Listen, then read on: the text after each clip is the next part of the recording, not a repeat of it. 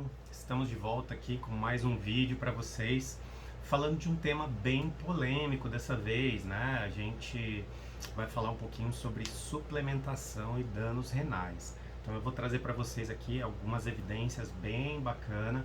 E o que eu gosto de fazer é ir mostrando para vocês algumas evidências através da história, né? Então, algumas evidências que foram se acumulando através do tempo, né? Até a gente chegar aí nas mais recentes, por exemplo, meta-análises e revisões sistemáticas, né? Que é o topo da pirâmide de evidência hoje, lógico que quando bem feita, bem conduzida. Né? Então, mas esse problema aí com creatina e dano renal, ou qualquer tipo de dano para a saúde, está intimamente ligado ali com aquela crença também antiga, né, em meados da década de 80, de que as proteínas causariam algum tipo aí de problema renal, problema ósseo ou qualquer outro tipo de problema. Tem um vídeo, se eu não me engano, que eu já coloquei sobre essa questão proteica, mas eu achei interessante trazer aí algumas evidências com relação à parte da creatina, especificamente da parte da creatina monoidratada, que é o tipo de creatina mais utilizada e mais estudada na literatura científica, apesar de nós termos diversos aí tipos distintos de creatina. E o que eu queria trazer para vocês, então, uma coisa bem interessante, é com relação à progressão aí que nós temos na literatura científica de alguns estudos. Eu peguei a maioria dos estudos aí nessa progressão de um grupo bem bacana da nossa Universidade de São Paulo, né? Então achei bem legal trazer esses estudos aqui feitos por os nossos pesquisadores aqui da nossa Terra Brasilis, né? Eu acho que é bem interessante nós vermos aí os estudos desses nossos colegas. Então, galera, bem interessante falar que em 2008 nós já tínhamos aí alguns estudos feitos, tá, sobre a segurança da suplementação de creatina, né? 2008 nós temos alguns estudos clínicos randomizados feitos e até algumas revisões já feitas também. Lembro aos senhores que no início não, né? Mais ou menos no meio da década de 2010, nós tivemos uma proibição aí da creatina aqui pela nossa agência de vigilância sanitária. Né? Então, lembro a todos que esses trabalhos que eu vou mostrar já mostravam aí a segurança da creatina muito antes, né, dessa proibição aqui no nosso país. Tá? Então, o primeiro estudo que eu queria mostrar para vocês, rapidamente, é um estudo aí de 2008, tá? Por esse nosso grupo aqui de pesquisadores. Né? Nesse trabalho, o Bruno Gualano era o pesquisador líder desse trabalho. Né? Então, mostrou aí que não existe impacto negativo sobre a função renal quando é suplementado com a creatina. Deixo claro para vocês que todos esses trabalhos mostram o seguinte: suplementação de creatina com os protocolos descritos na literatura.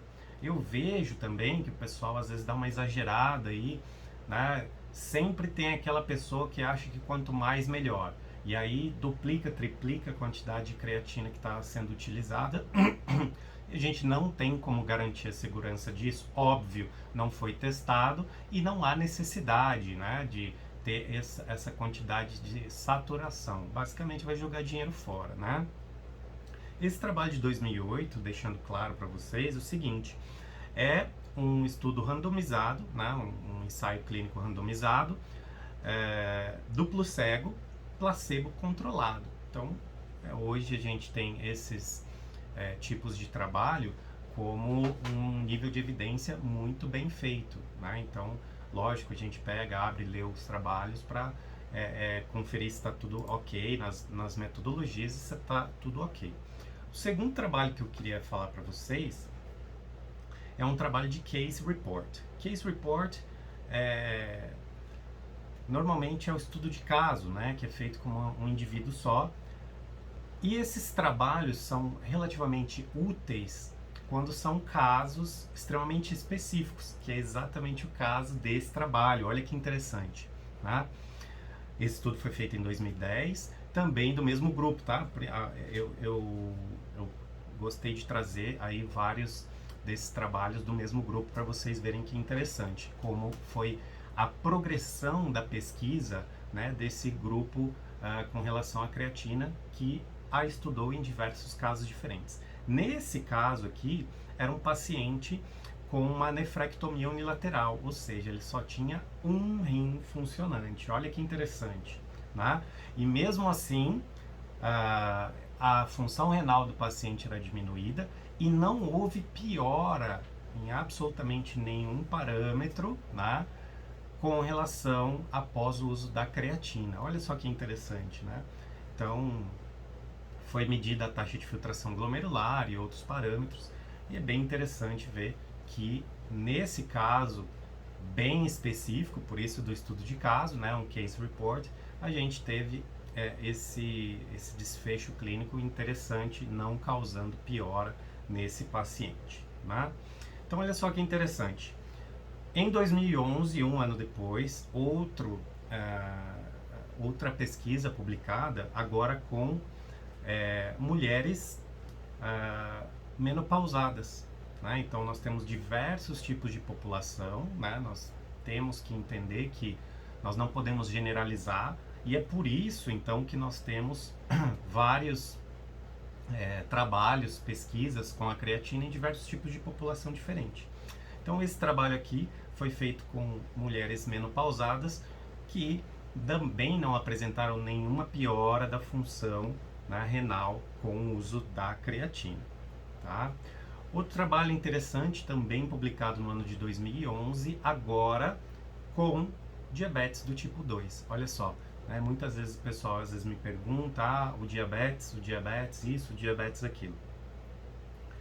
Segurança total, não houve nenhum efeito deletério para o uso desses pacientes aqui portadores do diabetes. Nesse caso era o diabetes do tipo 2, tá, pessoal? Mas existem também trabalhos com pacientes com diabetes do tipo 1 também, ok?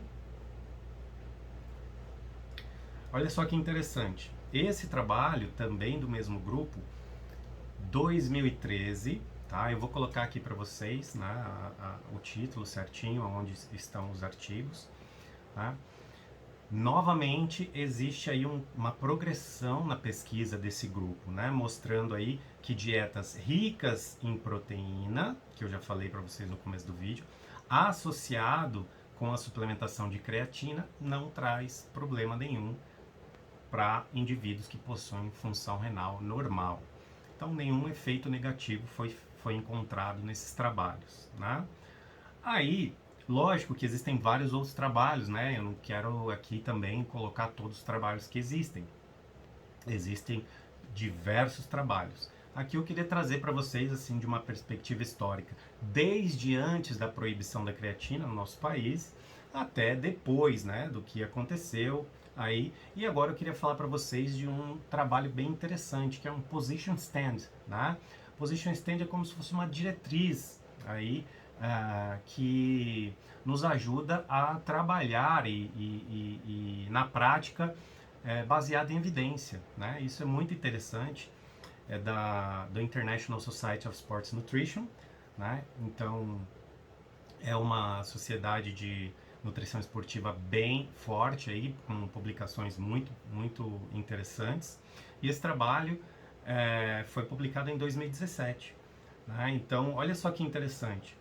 Nesses position stands ou em revisões sistemáticas e meta-análise, eles puxam, né, praticamente todos os trabalhos aí que realmente tem um nível de evidência considerável, não tem erros metodológicos, e isso aí bem interessante, né, na hora da gente fazer uma avaliação para atuar na nossa prática profissional, tá? Então olha só que interessante o que esse trabalho mostrou em 2017. Que é a suplementação de curto e longo prazo, então por volta aí de 30 gramas por dia, por até 5 anos. Olha só que interessante, muita gente pergunta, né, se nós precisamos dar pausa no uso da creatina, se precisa ciclar, se precisa disso ou daquilo. Tá? Então, nós sabemos que tem trabalhos aí que mostram a segurança do uso da creatina por até 5 anos, né, galera? Então, isso é bem interessante. E lógico, olha só, em várias populações, né? Isso está aqui na revisão, tá? No position stand da International Society of Sports Nutrition. Em várias populações de pacientes, desde bebê até idosos. Né? Então, óbvio, cada um com a sua dose, né? Já falei para vocês, a gente não generaliza nada, existem diversos trabalhos publicados, né? Então, e lógico, o trabalho também deixa claro que deve-se seguir os protocolos da literatura. Como eu falei para vocês, eu já ouvi casos e relatos de pessoas tomando 2, 3, 4 vezes a recomendação dos protocolos, né, de creatina. Ótimo! Agora eu queria trazer para vocês 2 meta-análises bem interessantes com relação à segurança da creatina para função renal, né?